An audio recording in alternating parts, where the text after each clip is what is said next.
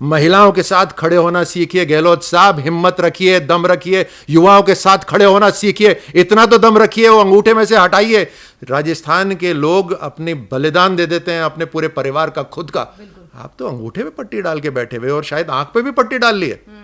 ये हालत है राजस्थान की। आपके गहलोत साहब, आपके मंत्री खड़े होकर विधानसभा में कहते हैं, जो मंदिर है लोकतंत्र का उसमें कहते हैं मर्दों का प्रदेश है इसलिए हम रेप में नंबर 1 है। अब दोबारा राजस्थान के अंदर इस तरह का एक जो ये काल रहा है वो दोबारा नहीं आएगा।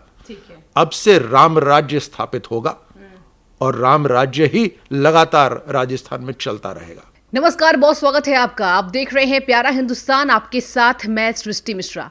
आज चलिए चर्चा कर लेते हैं कि राजस्थान में जो स्थिति बन रही है, एक तरफ राजस्थान के गहलोत लगातार भ्रष्टाचार के आरोप में घिर रहे हैं और वादा कर रहे हैं कि जनता से कि इस बार हम विधानसभा में लौटेंगे, और इधर बीजेपी ये दावा कर रही है कि इतने भ्रष्टाचार के बाद कुर्सी तो हिल गई। चलिए, और भी कुछ ऐसे मुद्दे हैं जिसके साथ हमारे साथ बातचीत करने के लिए मौजूद है लोकसभा सांसद और बीजेपी के राष्ट्रीय प्रवक्ता कर्नल राज्यवर्धन सिंह राठौड़ जी। सर, सबसे पहले मैं आपका स्वागत करना चाहूंगी हमारे चैनल में। धन्यवाद Srishti, thank you so much. Sir, सबसे पहला मेरा सवाल है कि फिलहाल जो स्थिति बन रही है, विपक्ष रोज हंगामे कर रहा है, आप देख रहे हैं, और इस बीच मणिपुर का मुद्दा को लेकर विपक्ष हमलावर है, और इधर राजस्थान के भीलवाड़ा में एक नाबालिग की हत्या होती है, रेप का मामला सामने आया है, और मल्लिकार्जुन खड़गे कहते हैं कि यहां हम इस मुद्दे पर चर्चा नहीं करेंगे। ये कैसी राजनीति मल्लिकार्जुन खड़गे के साथ पूरे विपक्ष की आपको नजर आती है? नहीं, मुझे आप ही बताइए, बड़े लॉजिकल माइंड से सोच के बताइए कि इनके जो राष्ट्रीय अध्यक्ष हैं वो राज्यसभा में खड़े होकर कह रहे हैं कि एक राज्य की तो समस्या हम यहाँ पे चर्चा करने को तैयार हैं, लेकिन दूसरे राज्य की चर्चा जहाँ पर खुद ये शासन कर रहे हैं वो शोभा नहीं देता। आपको इस बात से, इस बयान से, इस स्टेटमेंट से ही जाहिर हो जाएगा कि ये इनके डबल स्टैंडर्ड्स हैं, दोहरे मापदंड है, क्योंकि ये पॉलिटिकल टूरिज्म करते हैं या पॉलिटिकल वल्चरिज्म करते हैं कि गिद्ध की तरह जहाँ पर आप जहाँ जिम्मेदारी है उसको पूरी छोड़ दो और जहाँ पर आप राजनीति कर सकते हो वहाँ पे करिए। अब नॉर्थ ईस्ट के ऊपर मैं बहुत लंबा बोल सकता हूँ, मैं संक्षिप्त में आपको कहता हूँ कि नॉर्थ ईस्ट, और मैं सेना में रहा हूँ, दशकों तक वहाँ पर अलग अलग ग्रुपों के बीच में आर्म्ड कन्फ्लिक्ट रहा है, हथियारों के साथ कन्फ्लिक्ट रहा है, चाहे वो NSCN नागा हो, चाहे बोडोलैंड का हो, चाहे कुकी हो, इन सब में आपस में रहे दशकों से। पिछले 9 साल में पहली बार शांति रही है और पहली बार कल्चर हो, टूरिज्म हो, रेल, रोड, एयरपोर्ट, उन सब का विकास हुआ है पहली बार। तो ये तो बहुत बड़ा अंतर है। और अब जब माना कि वहां पे समस्या हुई, लेकिन 9 साल में पहली बार हुई है और उसका भी समाधान निकाल लिया जाएगा, लेकिन इनको एक जैसे एक औजार मिल गया हो भारत को और घायल करने का और नुकसान पहुंचाने का। ये लगातार इसी फिराक में रहते हैं कि इसी फिराक में ये रहते हैं कि विदेश जाकर कब हम भारत को बदनाम करते हैं, जबकि इन्हीं के पूर्वज, कम से कम उनमें इतनी तो समझ थी कि भारत को बाहर जाकर बदनाम नहीं करते थे। लेकिन शायद इस पीढ़ी में आकर राहुल गांधी में वो भी नहीं रहा। अच्छा, ठीक है। तो सर देखिए, एक तरफ यहाँ पर बातें चल रही है कि मणिपुर का मुद्दा दशकों पुराना है, और देखिए अब मेरा सवाल आपसे ये होगा कि गहलोत तो यहाँ कह रहे हैं कुर्सी मैं छोड़ना चाहता हूँ, लेकिन कुर्सी मुझे खुद को छोड़ने नहीं देती है, मैं CM पद छोड़ना चाहता हूँ लेकिन कुर्सी मुझे नहीं छोड़ रही है। अब इस बात से क्या तात्पर्य निकालेंगे आप? 18 महीने कोरोना में वो अपने कमरे में बंद रहे। ठीक है। जब भारतीय जनता पार्टी के कार्यकर्ता देश के कोने कोने में जा रहे थे, प्रधानमंत्री मोदी जी देश को बचाने के लिए हर उस कोशिश में थे, उससे देश बचा, उस समय 18 महीने तक इन्होंने अपना कमरा नहीं छोड़ा। ठीक है। अब चोट जब लगती है, ठोकर लगती है, जब गलत काम करोगे तो ठोकर लगेगी। अब इनको ठोकर लगी है गलत काम करने से, दोनों अंगूठों के अंदर पट्टियां बंधी हैं, तो फिर कुर्सी पकड़ ली है इन्होंने। और ये जो कुर्सी की जो बात कर रहे हैं, इनको मुझे लगता है इनकी चलती भी बस वहीं है, क्योंकि राजस्थान प्रदेश में इनकी नहीं चल रही, कुर्सी पे जोर चलता है इनका। और कुर्सी के क्या कर रहे हैं? महिलाओं की रक्षा नहीं कर रहे कुर्सियों से। हाँ, कुर्सी से माफिया जो है, माइनिंग का माफिया, वो लूट मचा रखी है। कुर्सी से युवाओं का विकास नहीं कर रहे, लेकिन कुर्सी से पेपर के जो लीकेज होता है, रीट एग्जामिनेशन जो वो कुर्सी के दम से हो रहा है। अब कुर्सी छोड़ नहीं रही, लेकिन कुर्सी का गलत उपयोग जो कर रहे हैं उससे जनता नहीं छोड़ने वाली। ठीक है सर, मैंने अभी देखा है कि आपने नहीं सहेगा राजस्थान ऐसा अभियान चलवाया था और बीजेपी तमाम ये जनता को जागरूक कर रही है कि राजस्थान में भ्रष्टाचार चल रहा है। तो सर ये बताइए कि सचिन पायलट अभी विद्रोह में थे, लेकिन अब कहा जा रहा है कि कहीं ना कहीं कांग्रेस के दबाव में सचिन पायलट अब उस आवाज को नहीं उठा रहे, लेकिन जो जनता है जो सचिन पायलट के साथ जा पड़ी थी, अब वो जनता भी नाराज है। तो बीजेपी इसको किस तरीके से देख रही है, और ये भी बताइए तमाम आपकी क्या तैयारी राजस्थान के भीतर। आपका जो प्रश्न था वो इस तरह से था कि जो कांग्रेस के अंदर अब कमजोरी चल रही है उसको बीजेपी किस तरह से देखती है। देखिए, कांग्रेस खड्डे में जाए उससे हमें कोई मतलब नहीं है, और पिछले 4.5 साल से इनकी चेहरे की ही लड़ाई थी कि कौन सा चेहरा राजस्थान के अंदर ज्यादा ताकत में रहेगा। उस चेहरे की लड़ाई की वजह से राजस्थान का चेहरा बिगाड़ दिया। चाल सरकार की बिगड़ी, चेहरा राजस्थान का बिगड़ा। आज समय है, जैसे हम बोलते हैं ना कि आप सही के लिए खड़े तो हो, लेकिन ये तो बैठे हैं, कुर्सी पे बैठे हैं कि जैसे ही उठेंगे कोई दूसरा बैठ जाएगा। आपने म्यूजिकल चेयर्स देखी है ना, जैसे ही उठते हैं कोई दूसरा बैठ जाता है। तो ये छोड़ना नहीं चाहते अपनी कुर्सी की, कहीं उठते ही कोई दूसरा ना बैठ जाए। अब ऐसे लोगों से सरकार चल सकती है क्या? महिलाओं के साथ खड़े होना सीखिए गहलोत साहब, हिम्मत रखिए, दम रखिए, युवाओं के साथ खड़े होना सीखिए, इतना तो दम रखिए, वो अंगूठे में से हटाइए। राजस्थान के लोग अपने बलिदान दे देते हैं, अपने पूरे परिवार का, खुद का। आप तो अंगूठे पे पट्टी डाल के बैठे हुए, और शायद आंख पे भी पट्टी डाल लिए। ये हालत है राजस्थान की। तो हमें इनके काले कारनामों से कोई मतलब नहीं है, हमें तो दुख है कि इतने काले कारनामे कर दिए कि राजस्थान को बदनाम कर दिया। हम अपने काम से चलते हैं, और हमारा काम है देश के अंदर विकास करना, देश को अमृत काल में ले जाना, अगले 25 साल में ऐसा शानदार भारत बनाना कि दुनिया में सर्वश्रेष्ठ राष्ट्र भारत हो। यह हमारा काम है। हम सेवा भाव से काम करते हैं। हम देश की संस्कृति को मजबूत कर रहे हैं, धर्म को मजबूत कर रहे हैं, हम अपनी सैन्य शक्ति को मजबूत कर रहे हैं, हम अर्थव्यवस्था को मजबूत कर रहे हैं। हम दावे के साथ कह रहे हैं कि अगले 5 साल में मोदी जी के अगले कार्यकाल के अंदर हम दुनिया के अंदर तीसरे सर्वश्रेष्ठ राष्ट्र में से होंगे। दम है आप में राजस्थान के लिए कुछ बोलने का? नहीं है। यह है दिक्कत, कोई कंपैरिजन ही नहीं है। एक जो बैठे रहते हैं और एक जो खड़े हो सकते हैं अपने युवाओं के लिए, कहां कंपैरिजन है? ठीक है सर, आपने बोला राजस्थान वीर भूमि है, और देखिए हम किताबों में पढ़ते रहते हैं, राजस्थान का इतिहास पुराना है, और आप आर्मी बैकग्राउंड से भी हैं, आर्मी में रह चुके हैं। अब ये बताइए मुझे कि अभी राजस्थान को जो रेप कैपिटल कहा जा रहा है, बीजेपी ने आंकड़ा तैयार किया है कि एक दिन में राजस्थान में 17 रेप होते हैं। इसमें कितना सुधार करने वाली बीजेपी, और यह भी बताइए कि जनता में किस तरीके से भारतीय जनता पार्टी के तमाम कार्यकर्ता संदेश पहुंचा रहे हैं फिलहाल विधानसभा चुनाव को लेकर। देखिए, इसमें राजनीतिक रूप से कतई ना देखिए, एक इंसानियत के रूप में देखिए, और उस परिवार का एक बार हिस्सा बनने की कोशिश करिए जिसकी बेटी के ऊपर यह गुजरता हो। आप सह नहीं पाएंगे। बिल्कुल। एक बार जब यह घटना होती है तो मन बिल्कुल पसीज जाता है कि ऐसे भी हो सकता है, ऐसे भी दानव है। लेकिन ऐसे दानव राजस्थान के अंदर खुले घूम रहे हैं। ऐसे दानवों को भय क्यों नहीं है?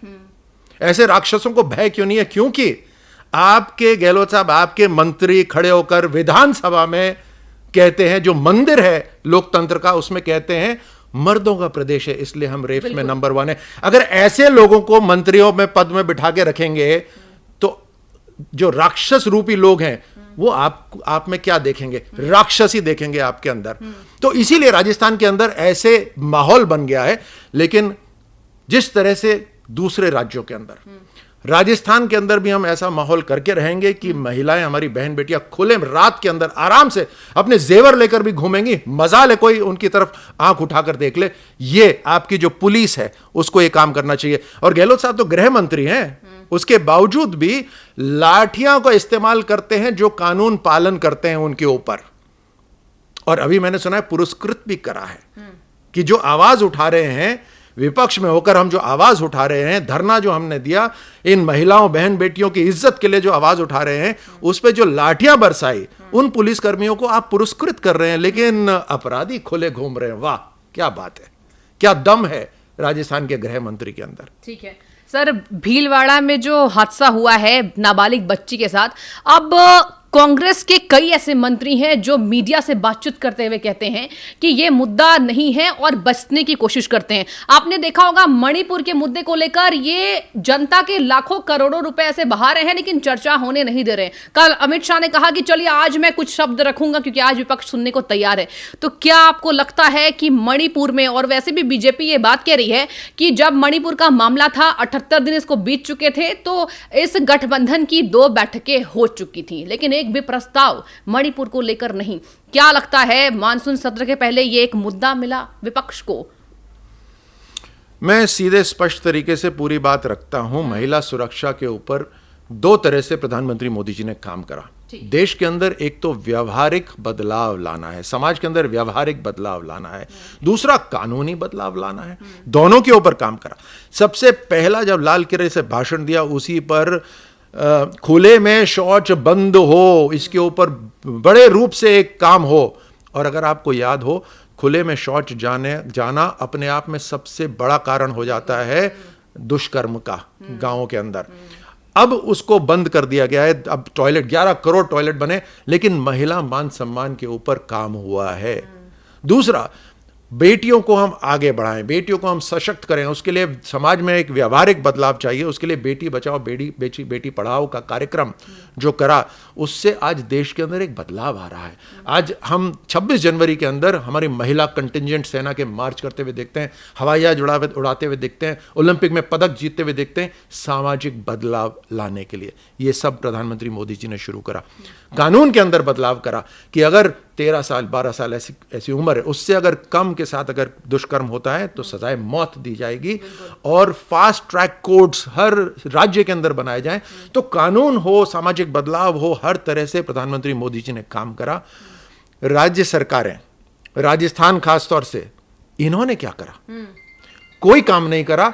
अलग अलग गलत बयान इनके आते हैं, जैसे आपने सुने अजमेर 92 फिल्म अभी देखिएगा आप। 92 का मैं कांड बता रहा हूं, लेकिन उसके अंदर जिन लोगों के नाम आए वो कांग्रेस पार्टी के पदाधिकारी थे और सुनते हैं आज वो मंत्री बैठे हुए हैं। ये हैं वो लोग। तो इनके कर्म जो हैं वो इनके साथ चल रहे हैं, ये बचे नहीं हैं। तो हम हर तरह से सब चीजों के ऊपर चर्चा करने के लिए तैयार हैं। अमित शाह जी का खुले सदन के अंदर बयान आया था कि हम मणिपुर के ऊपर चर्चा करने को तैयार हैं, लेकिन ये लोग भाग रहे हैं। इनके पास कहने की कोई बात नहीं है। हम विकास के भी काम है, देश को सशक्त और मजबूत करने के भी काम है। हर तरह से हमने देश के लिए काम करा है। सर, राहुल गांधी पर थोड़ी चर्चा कर लेते हैं। देखिए, आज जिस तरीके से सुप्रीम कोर्ट से उन्हें राहत मिली है तो कांग्रेस के तमाम कार्यकर्ता, आपने सोशल मीडिया देखे होंगे, ये लिख रहे हैं कि सत्यमेव जयते। और इस पर ही गहलोत ने कहा कि हाई कोर्ट के फैसले की सुप्रीम कोर्ट ने धज्जियां उड़ा दी और राहुल गांधी को राहत मिल गई है।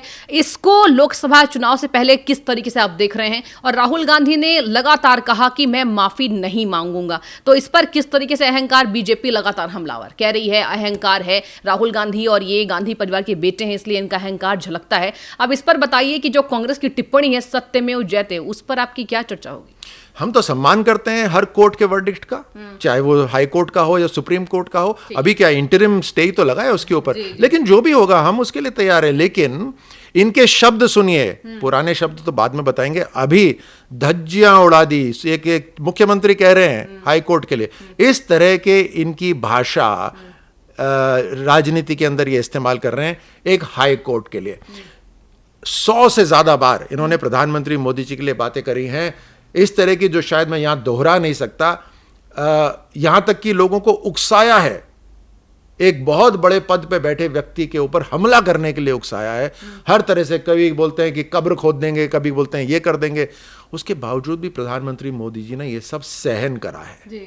अगर चाहते तो वो लोग अभी जेल के पीछे होते, लेकिन इतने बड़े पद पे बैठे व्यक्ति जो सेवा भाव से काम कर रहे हैं, सहन कर रहे हैं, और कहीं ना कहीं जनता का आशीर्वाद और बढ़ता जा रहा है क्योंकि इस तरह की भाषा इस्तेमाल करते हैं। राहुल गांधी जी की जब जहां तक की बात है, ये सीरियल ऑफेंडर हैं। ठीक है, ये बार बार इस तरह का ऑफेंड करते हैं। क्या है, बचपन में सही समय कान खींचे नहीं, चांदी की चम्मच लेकर पैदा हुए, इन्होंने गरीबी देखी नहीं है, इनको हर समय ये लगता था जो कह दिया उस वही सत्य हो जाता था। इस तरह के माहौल में बड़े हुए, इनको क्या पता कि क्या सही है क्या गलत है, तो ये तो जो मन में आए वो बोलते हैं। अपने खुद के प्रधानमंत्री का जो ऑर्डिनेंस था, जब वो प्रेस कॉन्फ्रेंस में फाड़ सकता है कोई व्यक्ति, वो किसी और की इज्जत कहां करेगा। ठीक है, अंतिम सवाल मेरा आपसे होगा, विधानसभा चुनाव को कुछ ही महीने शेष और सर पर लोकसभा चुनाव, क्या तैयारी बीजेपी की?